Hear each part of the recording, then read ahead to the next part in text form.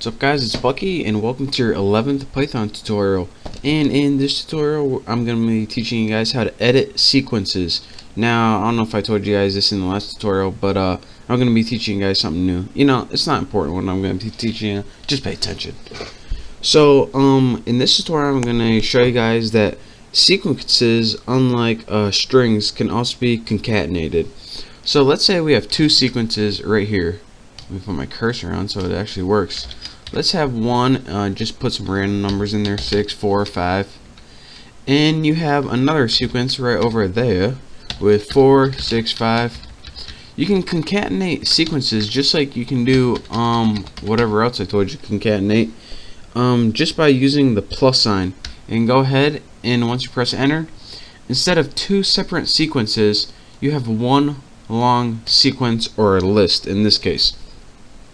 And again, as I said, you can also concatenate strings, which is also kind of a sequence. Bucky plus Roberts. Let's try to concatenate that.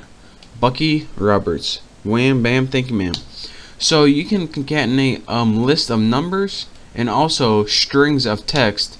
But what happens if we try to concatenate a list of numbers and join it with a string of text? Well, there's only one way to find out. Say we have a list 4, 5, 6 and we want to add it to Bucky. Now once we try to concatenate that, we get an error message, and this is because you can't join something that are two different data types. It doesn't know how.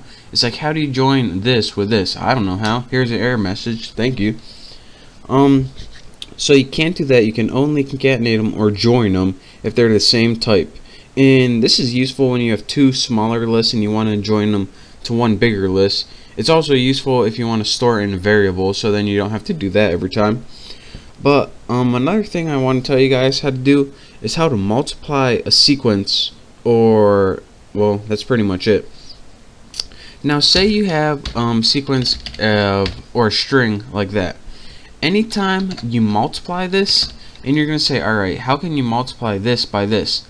What it does is, it doesn't really multiply it like you think in math, but it kind of does. It just takes this, whatever this is, and repeats it however many times you said multiply by, which I guess that is truly multiplication.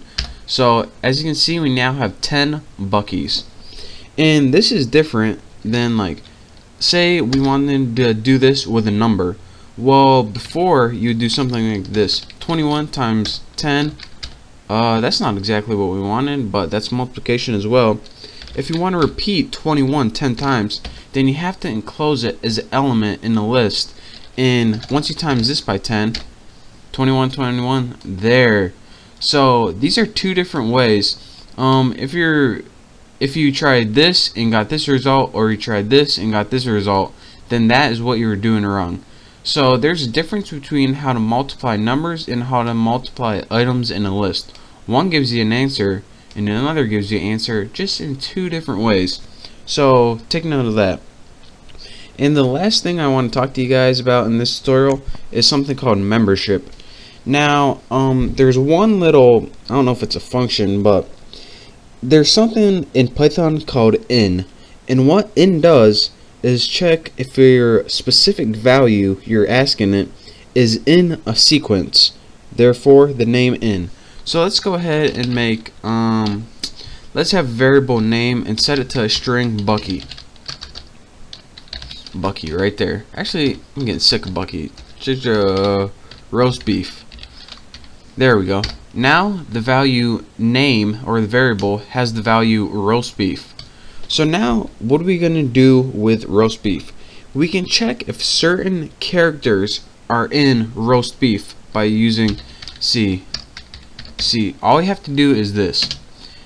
Put the first character you want to check, then press in, and in is a built-in keyword in Python. What it's going to do is take this character and check if it's in name. So is there a Z in name? Press enter. False. Is there a R in the name roast beef? True, because here's R right here, but it doesn't find a Z. So that is how you can check if one element is in a big sequence by using the built-in. Oh, got a stuffy nose. By using the built-in think about that. Built-in word. That's kind of interesting to say.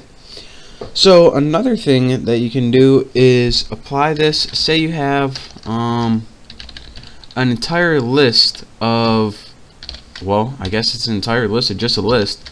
So you have mom in your family, and then dad, and then bro for brother.